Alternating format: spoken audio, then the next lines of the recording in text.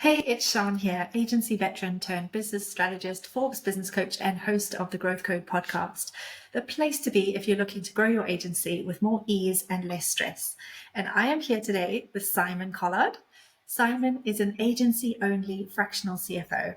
Mhm. And he has loved working in agencies for the past 30 years, like me, a lifelong learner too.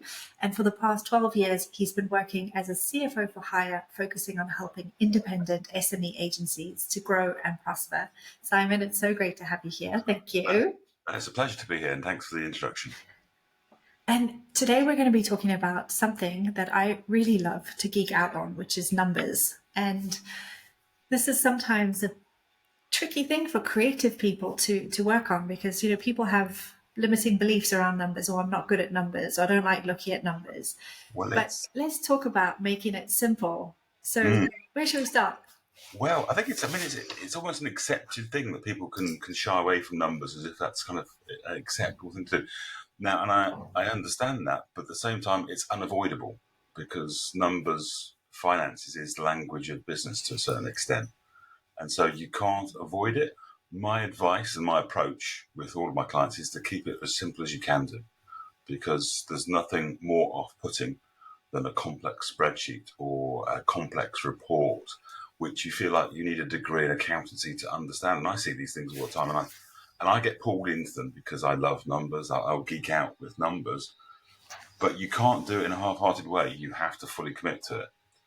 And if I feel like that as a chartered accountant with 30 years experience, then I can understand why people kind of shy away from it.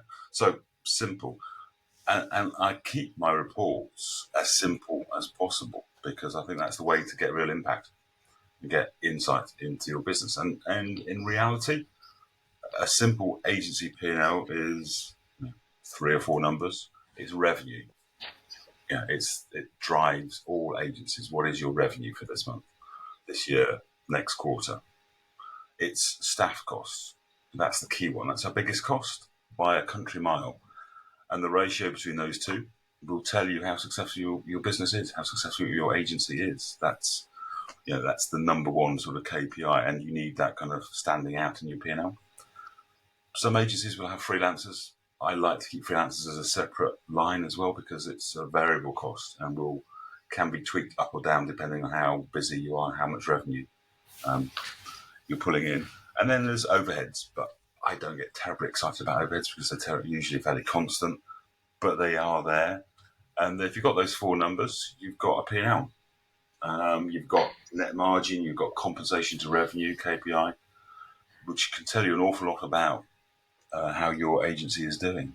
And it's really Yeah, simple. I mean, the profit and loss just tells you how good you are at Yeah. turning revenue into profit. And I think that's a major key indicator because net margins for agencies are typically pretty bad.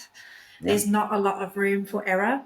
No. So I think that is, really, really important. You've kind of really Yeah. hit And, onto and I that. think, and I think obviously the way that I approach that is a very simple set of four or five numbers, but then also visualize that as I I would always try to shoehorn in a donut chart in there. And if your people costs are taking up the majority of that donut, you're going to be struggling, and it'll squeeze your profit. And so I think that combination of visual clues, hopefully relatively impactful, and simple numbers, that's the starting point. That's the entry point. You'll know how you are doing, whether that's for the month of April or for the year to date. And that gives you a really good entry Yeah. point into building on that if you want to. Do you have a golden ratio, like a multiple of staff to revenue Yeah, costs that people yeah. should I be mean, aiming for at least? well, I remember when I started out, and that was, as you said, quite a number of years ago now, that it was 50-50. Yeah, it was 50% was to be spent on people, and then you'd have overheads and a profit margin of 20%. So it used to be 50-30-20. These days, I suspect it's more like 60-20-20. And there's a number of factors behind that change. I think the whole industry has been squeezed in terms of margins. And the cute ones, the good ones, have been able to absorb some of that by reducing overhead spend. and maintaining the margin. But Yeah. investing in people has always been the biggest cost, and probably takes up a larger chunk of the pie now. Um, Sorry, there's a lot of Yeah. food references in donuts and pies, and it's getting late. But um, but 60% is a decent target. It does depend. Some people like to go for 50% still. Some like to go for lower than that. I think it depends on your commercial model. But a rough rule of thumb, 60%. If you're doing less than 60%, you're doing really well. And the closer you get to 100%, then obviously you're struggling more. Absolutely. I think there's so many downward forces on pricing, but Mm, it means that we have to look at other strategies and other ways to show more value, mm, to really present your proven processes so that you can be pricing your agency services for profit. Because mm. otherwise, if we're not making a profit, what's it all for? So I Well, it's think not. that, It's such hard work that it and the frustration is if it's such hard work and with such low margins, it can be quite soul destroying to do yeah, that month after month. So yeah, and everybody I know, every agency owner I've worked with works really hard, and they're really smart, talented people, and deserve to oh, make a yeah, profit. But sometimes it's just that missing bit about pricing, about um, whether that's output pricing, whether that's having a kind of a more of a varied pricing stack, as it's called, with different pricing alternatives, whether that's having a tighter handle on where we're over servicing clients and what we can do about that. There are different angles into that profitability. So I mentioned before that the simple P&L was the entry point. Obviously, that dives off into a question. If it's a 25% margin, great. We're doing most of the things well. If we're at a yeah. 5% margin, then we've got some room for improvement. And then that's the kind of the jumping off point for what I do with clients is to figure out what is it that's causing us to struggle to make money? Why aren't we converting our time and our talent into a margin that we should expect? I think that there's often with smaller agencies and agencies where it's quite competitive. I Mm, mean, it's competitive for everyone, but I think often I see a few common mistakes, like not mm, charging for project management or not charging for thinking time and other things like that. So quite often you can very quickly find where the revenue leaks are and plug those because at a 5% margin for an agency owner, you could put your money in another kind of investment and do nothing for that kind of return. yeah. And when you think about agency owners, the additional hours, the weekends that they're working, Mm, and I did some research earlier in the year, and the average salary for an independent agency owner in the UK is around £36,000 a year, and in America it's about $54,000. So you put in all those extra hours, and you're working for the same as your most junior member of staff. yeah. I mean, I think, and you should probably sort of Google the salaries for your skill level in your local area to see what you could be earning without the hassle Yeah, and worry, frankly, of meeting this month's payroll. So I do have a lot of sympathy in that case. But you're quite right, and you do mention two of the obvious things. We are, as an industry, we are terrible at charging for our thinking. We throw our thinking in to win business, which is yeah, crazy. No other profession would do that. You wouldn't say if you're an accountant, you wouldn't produce or a lawyer or a professional. You wouldn't give away your best thinking from your most expensive employees free to yeah. win the execution. That makes zero sense. And you mentioned lawyers as well. When I started in my corporate career, I worked in the legal profession. Don't shoot me. I've I'm paid my accountant, penance. so we're fine. We're good. But we were taught, to charge in 6-minute increments. We were taught that we charge for every letter, every phone call, every email. And I'm Yeah, not saying that agencies should really go that far because I think it's very difficult in the creative space. But we do need to be more aware of where the leaks are and what we're giving away for free. Yeah. Because I always say that just clients are also very dangerous. The clients who are, could you just quickly do this for me? Could you just, Yeah. it won't take very long. And all of those little things, the just things add up. Yeah. And before you know it, you've Yeah. got 5% margin. Yeah. The scope creep. I mean, yeah, it's a classic margin killer. It's what I call profit vampires. Um, people, and we can be our own profit vampires. We can underestimate.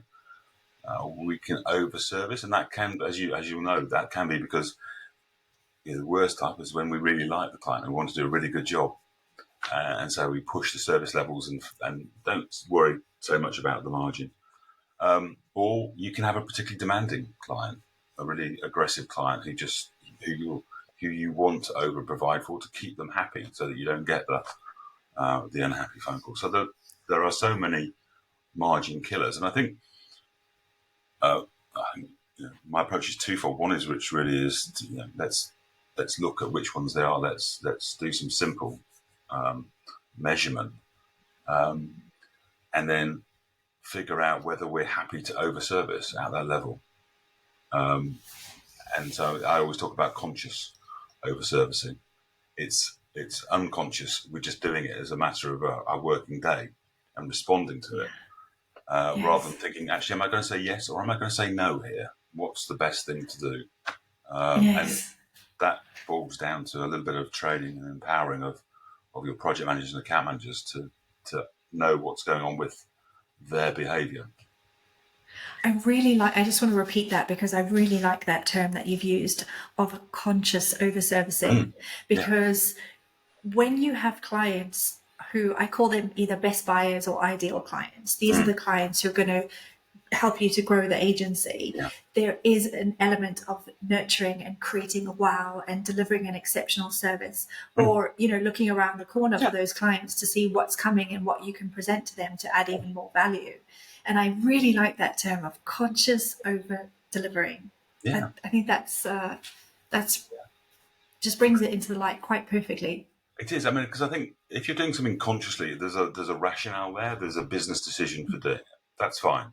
You can go ahead, over service, over deliver, because you've got Yeah. a reason for doing it. It's when you've got a slow puncture and you're not sure what's happening, but it's happening Yeah. because of the way of working, the way that you've set up, and you're not doing it deliberately, but you're just doing it. That will kill your margin. Yeah, I call that opportunity cost. When you're Yeah. spending time on a client who I say the squeakiest wheels need the most oil, Yeah. and when you're spending time on those squeaky wheels and not, looking after the 10 clients who could grow the business, Yeah. then Yeah. And that's opportunity cost. exactly. That's the classic example of that, which I come across quite often, is when you've got the low margin, but you've still got the kind of the anecdotal pressure that everybody's really busy, and we need to recruit because we're really busy. And I'm the grumpy old man in the corner going, but we're not making enough money, and you want to recruit somebody else. Surely we need to go back a little bit to figure out what it is, why we're Yeah. really busy, and whether that could just be a passing comment, which it can be, and that's why I call it anecdotal, or whether actually everybody is really busy, in which case we've got a systematic problem.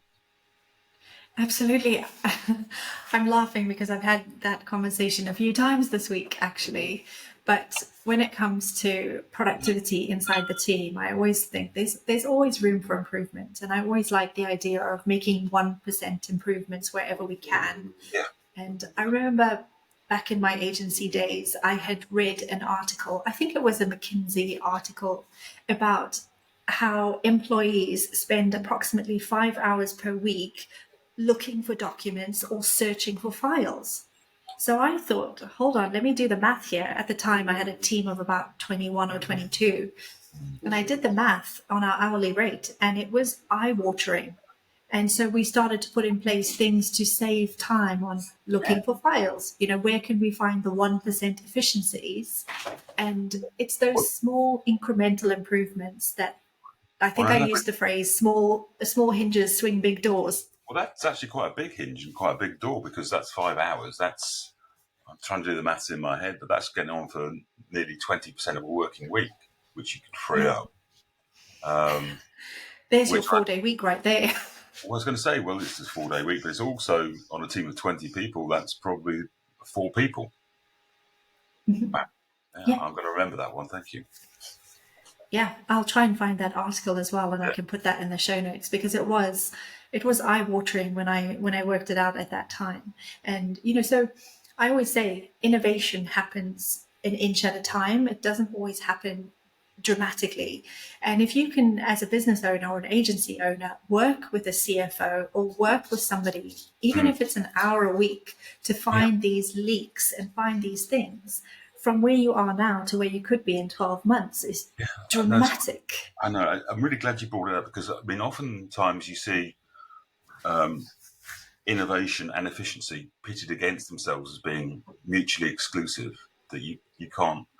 If you focus on efficiency, then you're diminishing your innovation ability. And I read these articles, and I just think that, to me, it makes complete sense that the more efficient you are, the more innovative you can be, because you've got more time and thinking time Yes. to do it, and they should go hand in hand. And by the nature of who agency owners are, these are creative people, problem solvers, solution finders. So all we have to do really is look at the numbers and find some creative solutions, and you can really make your business more profitable. Yeah. Yeah. So tell me a little bit about looking forward with the numbers and what the numbers can tell you looking forward as opposed to looking in the rearview mirror. Yeah, I think that this is a little dirty secret of all accountants, and certainly for me, is that I think most accountants can do what I do. I mean, doing a P&L is second nature. We go to train to do it, and we can produce a P&L. I think my P&L is the way to go, but that's a little bit of hubris there. What I think is the real challenge for CFOs, especially in the agency world, is to give uh, agency owners the tools and the clarity about what is going to happen in the future. And there are a couple of ways of doing it.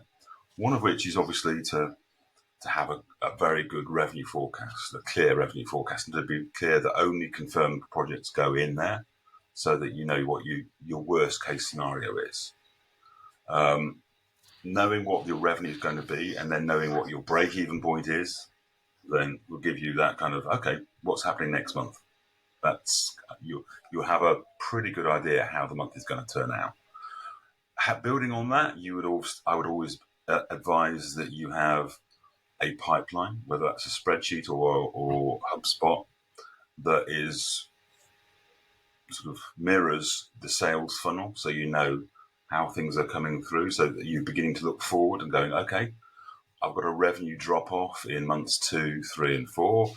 What's in the pipeline, and how far do I need to dig into the pipeline to get to my target revenue? And that's a really neat way of focusing the mind. And I think most agency owners, again, are fairly goal orientated. And if I say to them, we need to find £20,000 in 3 months' time, that's the kind of clarity of instruction and purpose that actually they'll respond to. And they most times they'll find that and more really quickly, Yes. because I I wish I'd met you 15 years ago, Simon, because when I was on that feast and famine roller coaster that agency owners know all too well, I mm, became exceptionally good when I hit the bottom of the roller coaster at finding the sales.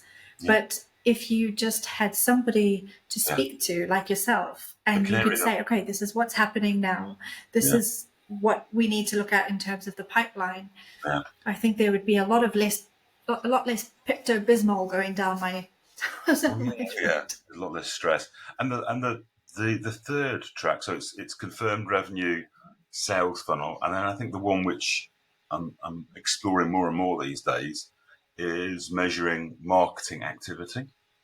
And by that I mean sort of so that we're almost going 6 months back and sort of and thinking we're now doing the sort of things which will affect your revenue in 3 months' time, in 6 months' time. And so I'm working with a number of clients to sort of start measuring, what leads are coming in from which channel. what marketing events and campaigns we are doing and how successful they are. Then measuring sort of the number of proposals going out and the number of proposals that are being won, so that we can begin to build up a picture of what a good month in terms of marketing and sales looks like. And it'll help flatten out any drops in revenue, I suspect, because if you have that constant attention about stuff which is going to affect you in 6 months' time, you're not going to react to a bad month happening now, Yes. or the odds of a bad month happening now will decrease, because this is the secret that accountants will normally never tell you, is that we can't do anything about the P&L really this month. It's there, it's done. You know, we've Yeah. got people to pay, we've got rent to pay, we've got a certain amount of revenue to come in. What can affect, that month was stuff we had done 6 months before in terms of being really effective at getting out there and getting our marketing in front of people, getting our message, our proposition in front of people. And so I have this kind of hopefully joined up view that if you get your marketing and your sales and your revenue and your pipeline and your forecast kind of aligned, with the same targets in terms of your revenue target for the year, or the number of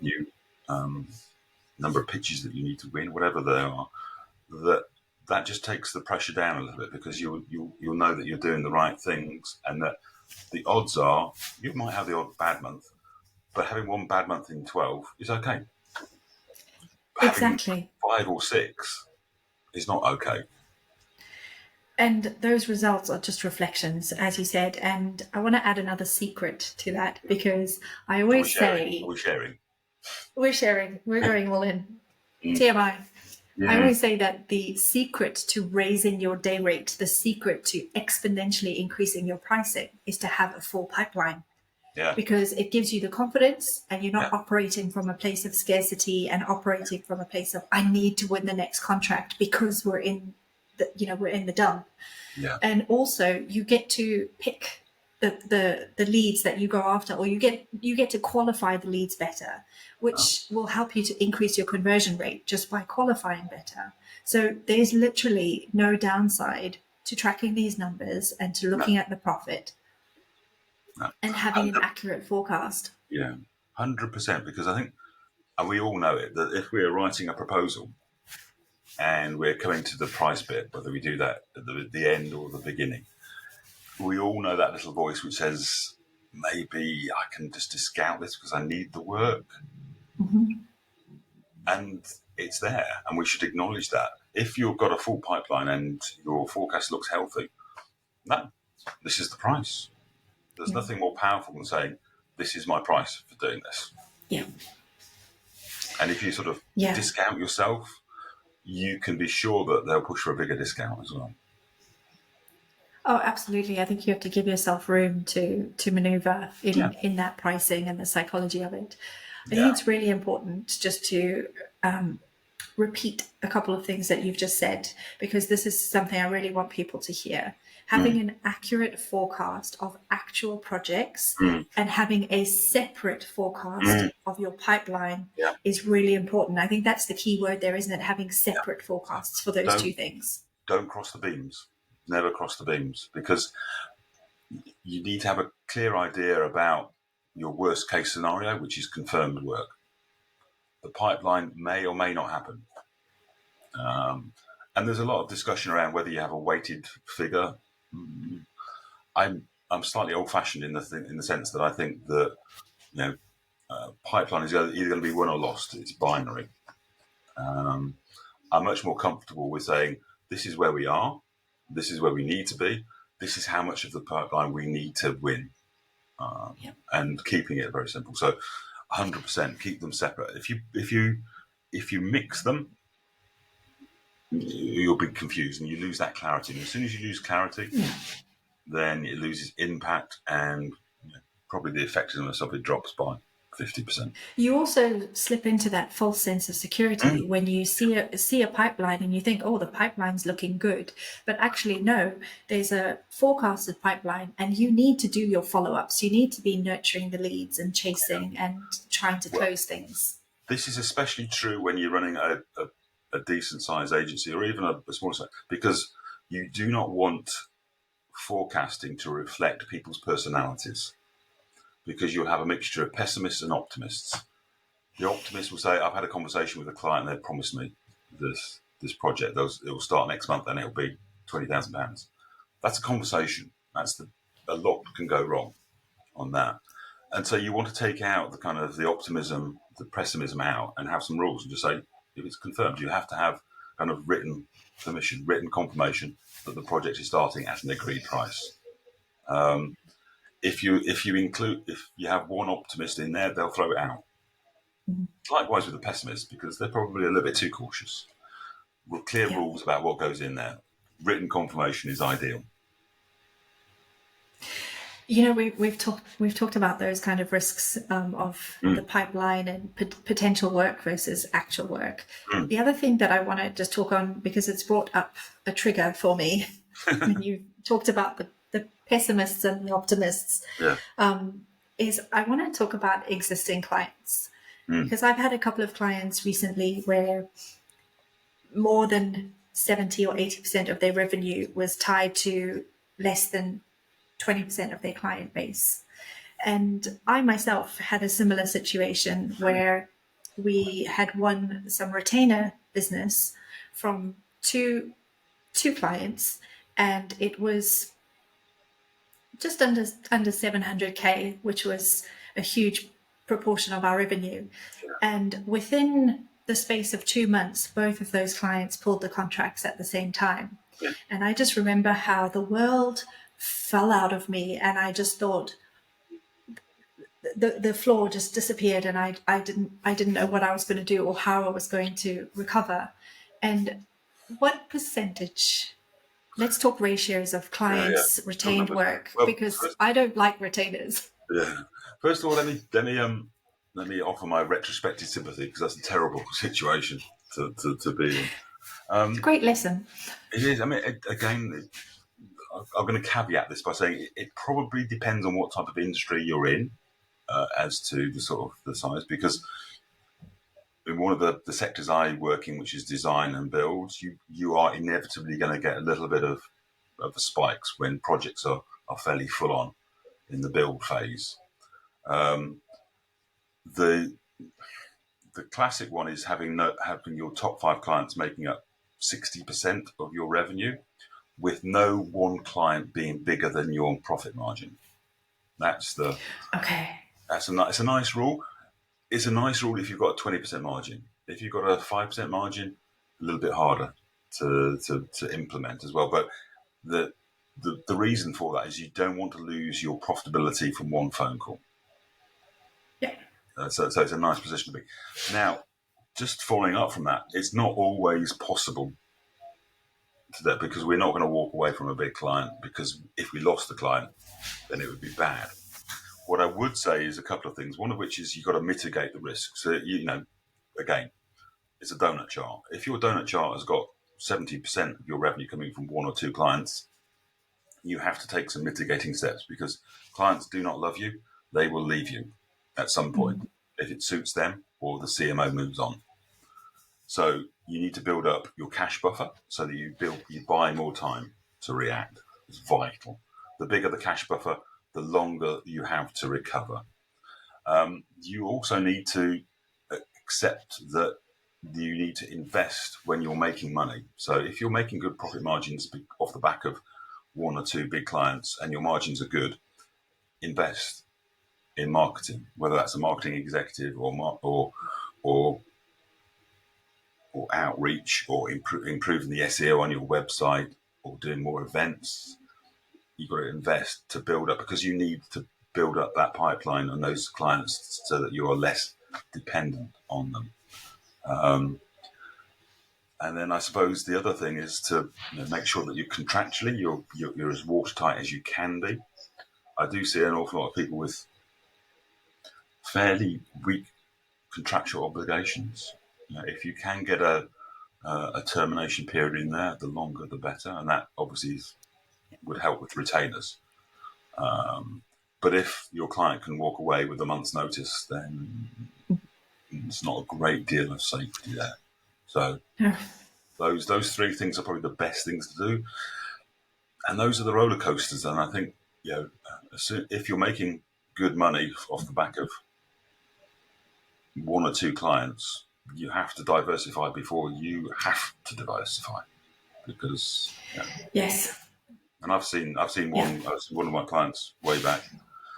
They were basically an outsourced department for an automotive company, and then the automotive company decided to pitch and go, and actually decided to go in house with it, and the company had no option but to fold, and so it is a real and present danger. So you need to be Yeah. honest about how dependent you are. I like the advice that you've shared there as well about having a cash buffer. I always used to aim for 6 months, but realistically, it was always around 3 months. And I think that a cash buffer is an absolute must. And there's financial systems that you can put in place to manage your cash Mm. because profit and cash, these are not the same things. No, no. I mean, I think it's. I always get. I always. This is again is a cliche of mine, but again, it's true. Is that if you've got a cash flow problems, the odds are that you do have a profitability problem, though. And if you are a profitable agency, you should generate cash. If you're not, then something is going wrong somewhere. And so this is where I always talk to my clients about the agency model, the 60-20-20 split, or something along those lines.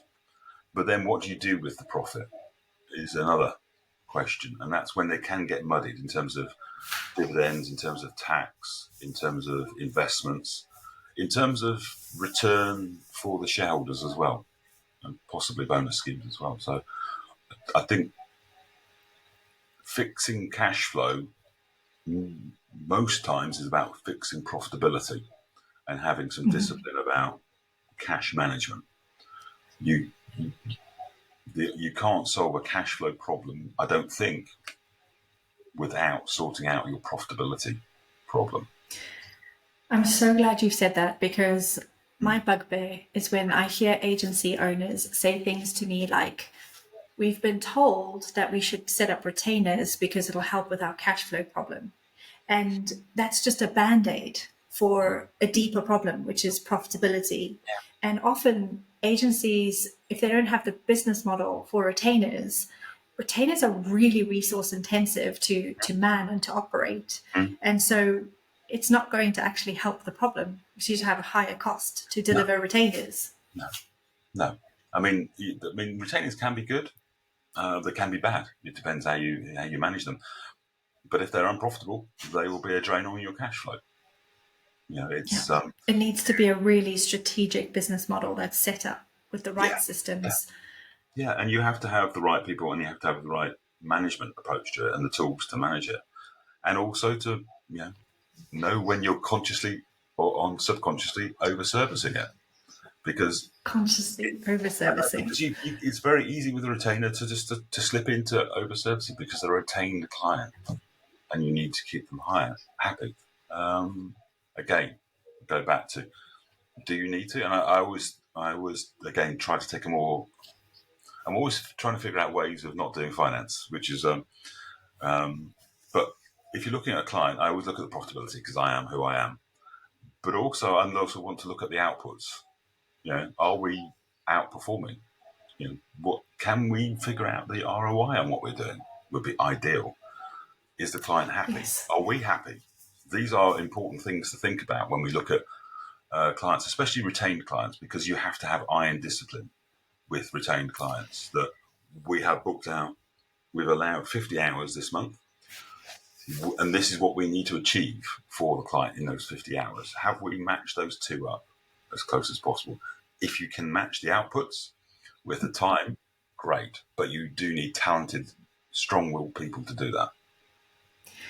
That's where the slippery slope is because you can end up over delivering to keep that retained client happy Mm. because that client starts to go, hey, I pay you for 50 hours. What have you done this month?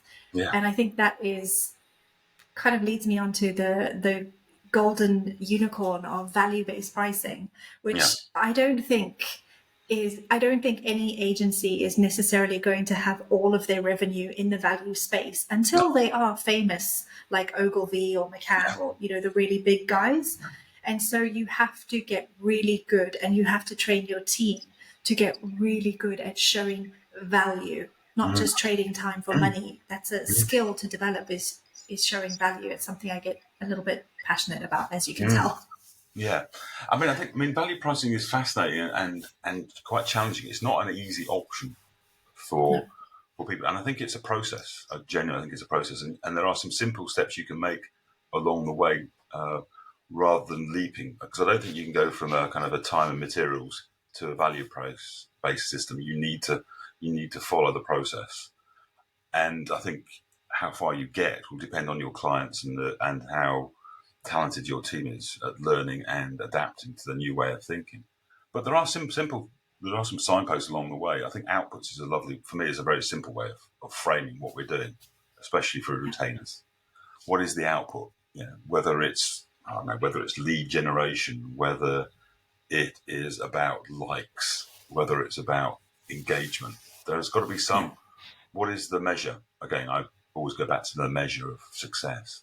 How do we prove to the client you wanted us to Yeah. get this? We've delivered twice this. We have delivered this. Yeah. It's also very handy for negotiations if you're not on value pricing. So you can say, actually, we have over delivered. And the Yeah. one of the steps along the way is to think about the impact on your client's business. You know, I I haven't got there yet, but I'm working with one client, and I keep talking to them about because I think they're perfectly situated to figure out the ROI of their business. Um, and if they can do that for a particular market sector, they can prove that they are generating X times the amount of revenue for the client as they're costing.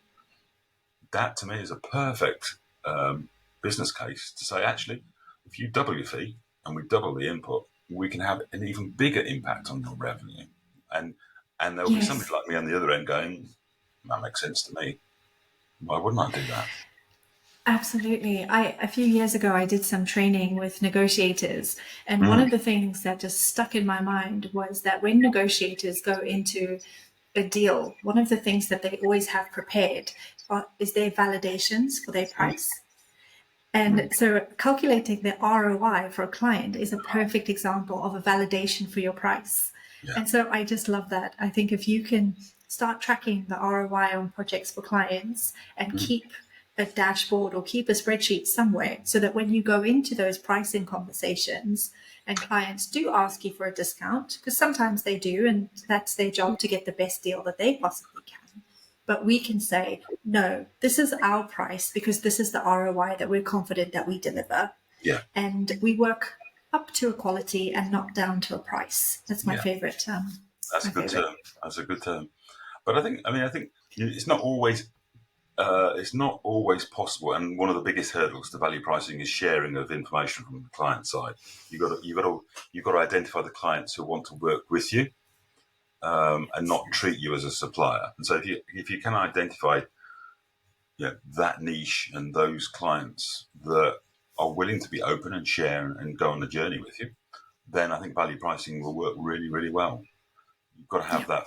You've got to have that trust, and I think that's quite a difficult one to get from say from pitch to trusted advisor really quickly. You have to earn that trust, I think. absolutely. And we all have to start somewhere. So I think Mm, that the time and materials is always a good place to start. But then if you know your ROI, you can start to add margin onto your yeah, pricing yeah, because you've got the confidence, you've got the pipeline. So there we have it. That's how your P&L, how your accounting numbers links to marketing and sales and your pipeline and just profitability. It's all linked. And I think you've yeah. beautifully put that together with loads of golden nuggets in Well, this there, in there, this is- there, chat. is, there is a thread which runs through that from marketing and sales, and I think we do sometimes put ourselves in silos, and I think accountants are classic examples of, especially in agencies, we sit in the corner and we add up the numbers, and we have to outreach, we have to talk to people, we have to talk to marketing and sales, and we have to get everybody. talking the same sort of language, and understanding that we're all there to make our agency a success, and we've all got a role to play. Absolutely. Keeping an eye on the prize, which is profit. I have to just say to anyone who wants more information and lots of tips about this to follow Simon on LinkedIn, and also to check out your tips and guides at novemberfridays.gumroad.com. And I will put a link to that as well, because, this stuff can be simple, it can be fun, and it can be really pivotal to driving a profitable agency and having more freedom and financial prosperity, which is what every agency owner deserves a whole lot more of. Yeah, I mean, profit gives you choice. Profit is not a dirty word. It's what we're here for. It gives security, it gives choice, and it enables an awful lot of good things to happen. So yeah, absolutely. There's so many more things that I wish we could dig into a little bit more, and so maybe we'll have to come back and do another episode. But that has been absolutely fantastic, Simon. Thank you so much for I've really enjoyed time. that, and I'm always happy to talk about agency finances with agency people. It's my favourite thing to do. So. Yes, awesome. Thank you so much. Thank you very much.